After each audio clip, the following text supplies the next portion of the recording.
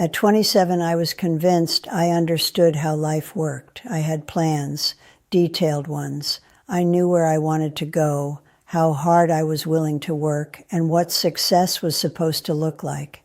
People told me I was driven, focused, going places, and I believed them. I believed that if I just kept pushing, kept saying yes, kept moving faster than everyone else, everything would eventually fall into place. Time felt endless back then. Years didn't feel like something you could lose. They felt like something you could spend carelessly, assuming there would always be more. I remember waking up early, rushing through mornings, always thinking about the next step. There was always another goal, another milestone, another reason to delay what truly mattered. I told myself things like, I'll slow down later, or I'll enjoy life once I get there. But here's the part I didn't understand. There is no there. Life doesn't pause while you prepare for it. It doesn't wait politely while you chase what you think is important. Decades passed quietly, so quietly that I didn't notice them slipping away. Birthdays came and went, seasons changed, people entered my life, and some quietly left. Each year felt small on its own, almost insignificant. But time has a way of adding up when you're not paying attention. Looking back now, I can see moments I rushed through, conversations I cut short, opportunities to sit and simply be present that I traded for productivity. At the time, it all felt necessary, even noble. I thought I was building a life. What I didn't realize was that I was also postponing it. There's a strange illusion when you're young. You think wisdom will arrive automatically with age. You assume that understanding life is just a matter of living long enough. But that isn't entirely true. Some lessons only come if you're willing to stop, to reflect, to question what you're chasing. For years, I believed that staying busy meant I was doing something right. I wore exhaustion like a badge of honor. If I was tired, it meant I was working hard. If I was stressed, it meant I cared. I never stopped to ask whether the direction I was heading actually aligned with what would matter in the long run. One day, and I wish I could tell you exactly when, I started to notice something unsettling. Achievements that once felt thrilling began to feel strangely empty. Goals I had spent years pursuing didn't bring the satisfaction I expected. Instead of feeling complete, I felt like I was standing at the start of another endless race. That's when a quiet question began to follow me everywhere. Is this really it? At first, I ignored it. Most people do. It's easier to stay distracted than to confront uncomfortable doubts. But the question didn't go away. It grew louder in quiet moments, late at night, during long drives, in the brief pauses between responsibilities. And then came a realization that unsettled me deeply. I had been so focused on moving forward that I never stopped to ask whether I was moving in the right direction. If someone had told me earlier what I'm about to share, I probably would have nodded politely and gone back to my routine. Some truths sound simple, almost obvious, but their weight only becomes clear after years of experience. That's why I'm telling you this now, because chances are, if you're watching, you're standing exactly where I once stood, full of ambition, full of plans, believing you have plenty of time to figure things out, and maybe you do. But here's the uncomfortable possibility. What if the path you're on right now quietly shapes the next 10, 20, or even 50 years before you realize it? What if the habits you think are temporary slowly become your life? I didn't see it happening until it was almost too late, until I looked back and realized how much time had slipped through my hands without me truly noticing. The lesson I'm about to share took me 76 years to understand. not because it's complicated, but because it's easy to overlook when you're busy living. And if you're willing to listen, really listen, you might not have to wait as long as I did. For most of my life, I believed I was doing exactly what I was supposed to do. Work hard, stay busy, keep moving forward. That's the formula we're taught, isn't it? From a young age, we're told that success comes from effort, that if we just push a little harder, sacrifice a little more, and stay focused long enough, we'll eventually arrive at a place where everything feels right.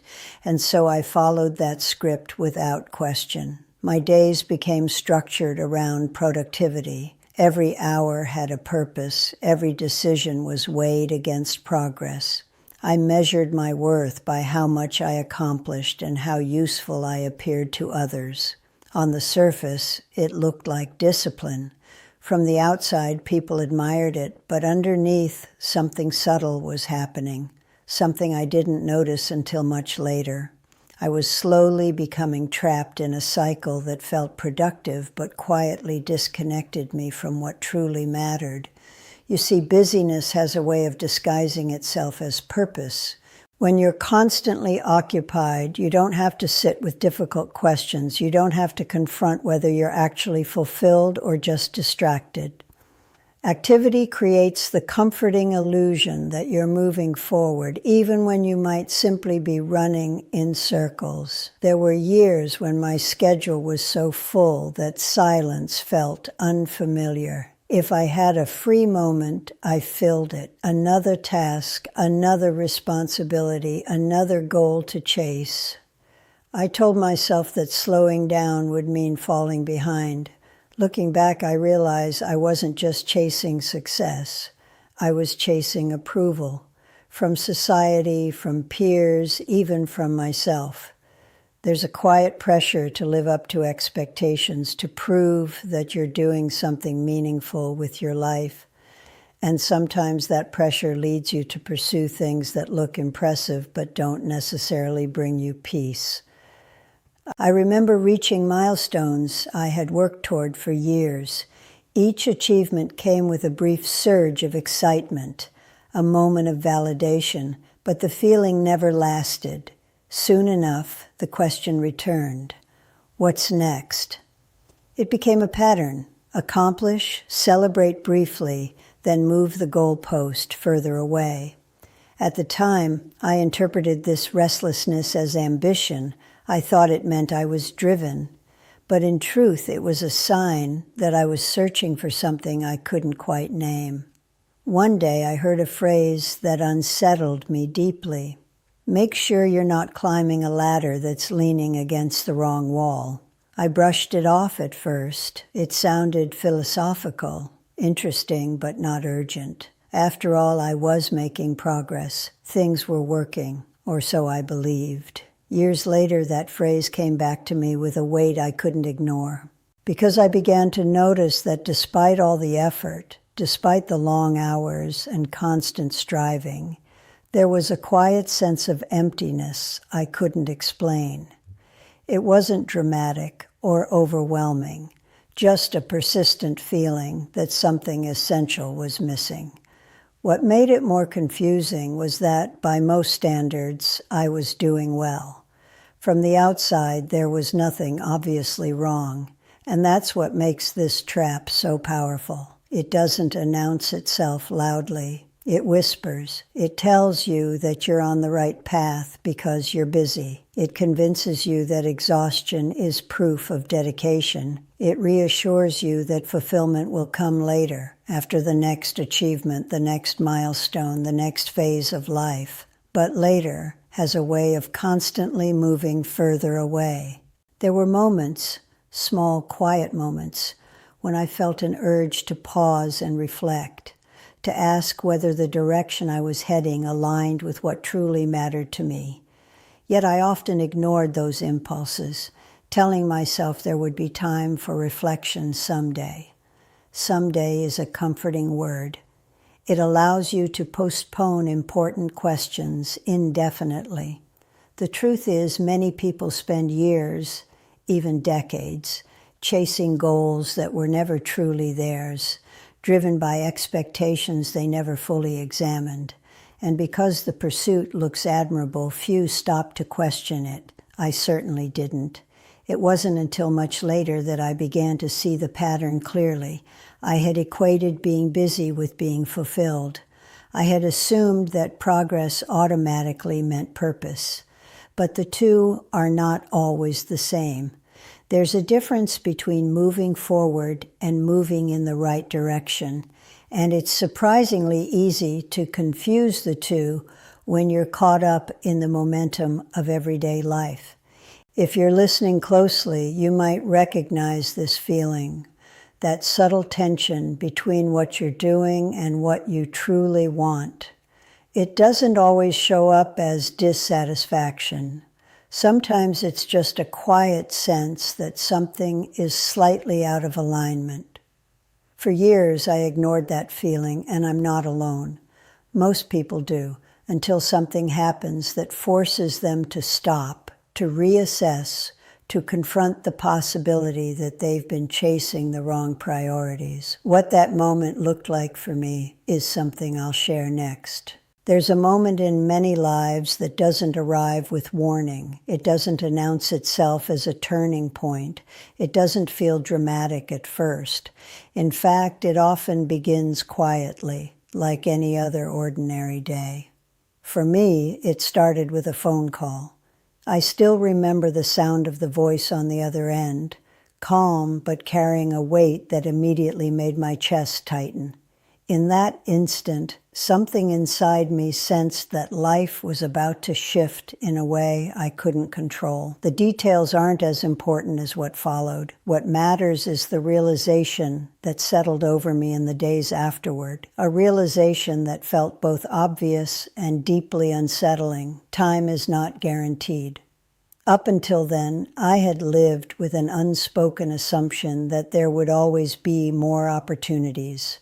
More time to reconnect, more chances to slow down, more space to fix what I had postponed. Like many people, I believed life would continue unfolding in a predictable rhythm. But suddenly, that illusion cracked. When something forces you to confront the fragility of life, whether it's loss, illness, or simply witnessing how quickly circumstances can change, the world looks different. Things you once considered urgent lose their importance, and things you neglected quietly step into focus. I remember sitting alone one evening, reflecting on the years behind me. Memories surfaced, not just the big milestones, but small moments I had rushed past without noticing. Conversations cut short because I was busy. Invitations declined because I had more important things to do. Days spent worrying about problems that no longer mattered. It felt like watching scenes from a film I had lived but never fully experienced. There's a strange clarity that comes when you realize how little control you actually have. Plans that once felt solid suddenly appear fragile. The future, which you once imagined stretching endlessly ahead, feels uncertain. And with that awareness comes a question that is both simple and profound. What truly matters? For years, I had defined my priorities based on what seemed urgent or expected. But in that moment of reflection, I began to see how many of those priorities were shaped by habit rather than intention. I thought about relationships, the people who had stood beside me through different stages of life. I thought about moments of connection that I had taken for granted. And I wondered how often I had assumed there would always be another chance.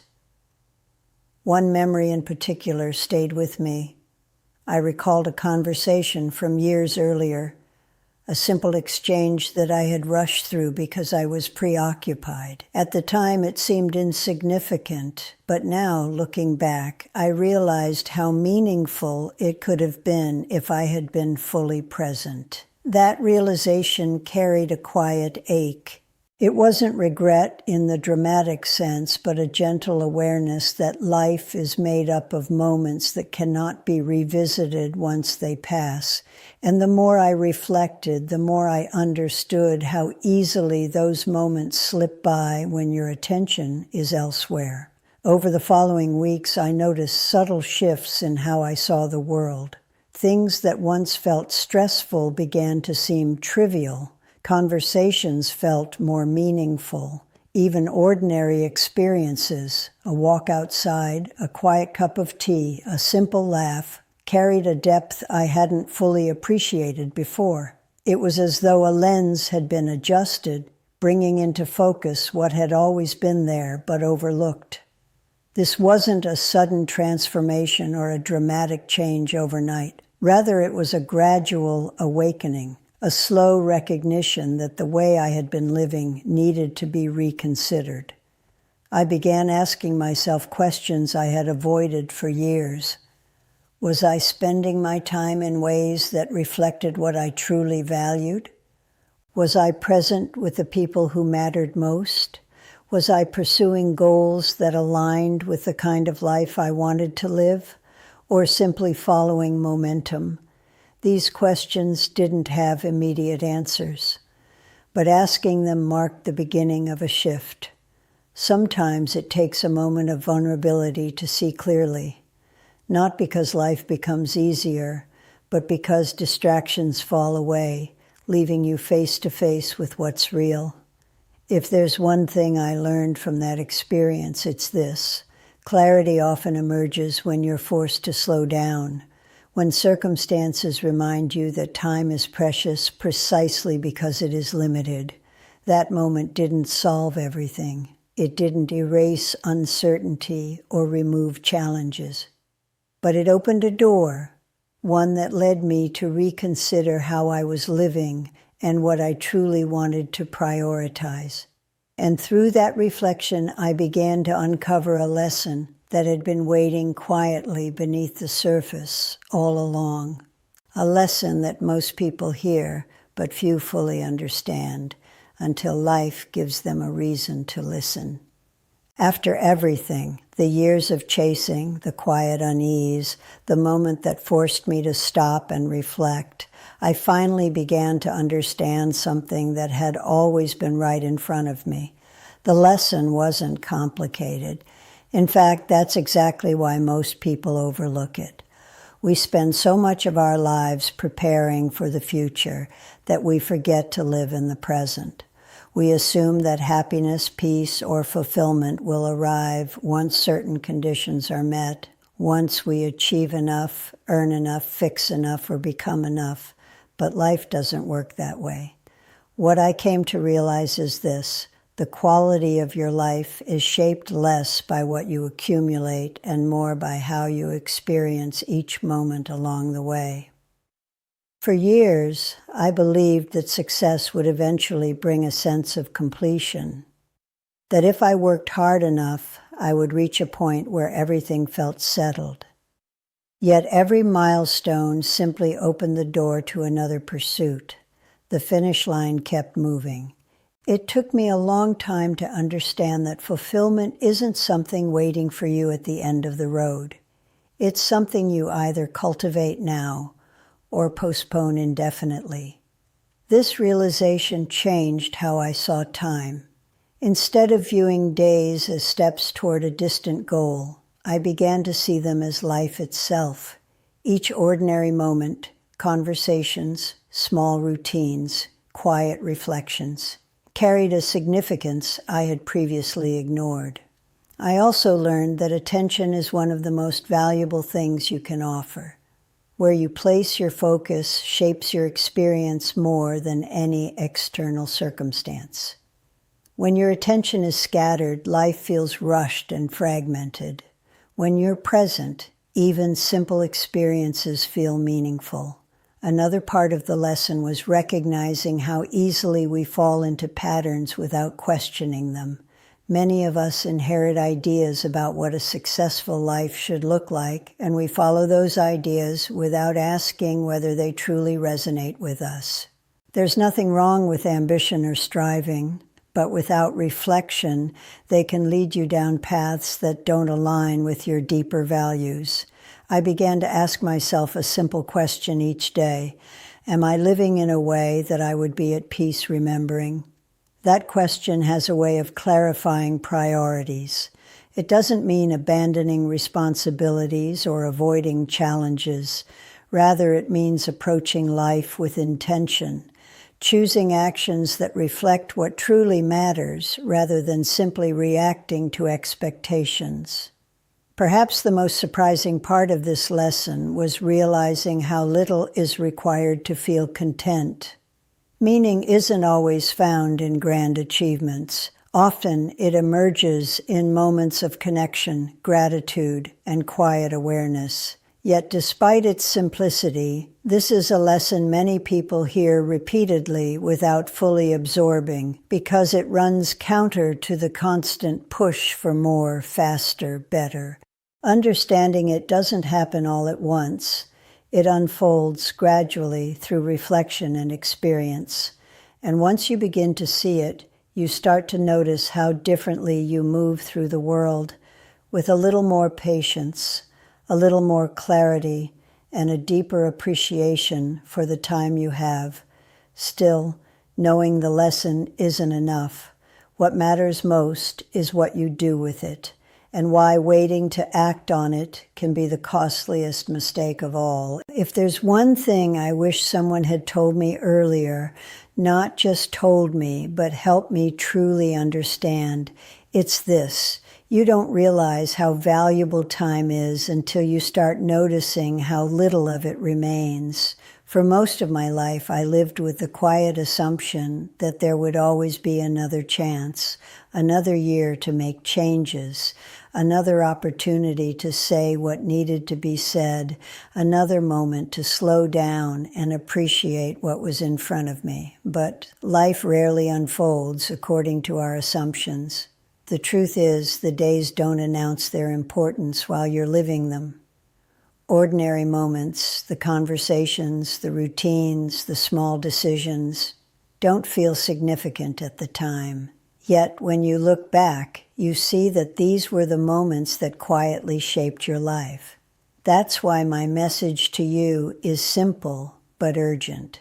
Don't wait for a wake-up call to start living with intention. It's easy to believe that clarity will come later, after you've accomplished more, after things settle down, after the right time arrives. But the right time has a way of remaining just out of reach if you keep postponing what matters. You don't need a dramatic turning point to reconsider your priorities. You don't need to experience loss or regret to appreciate what you have.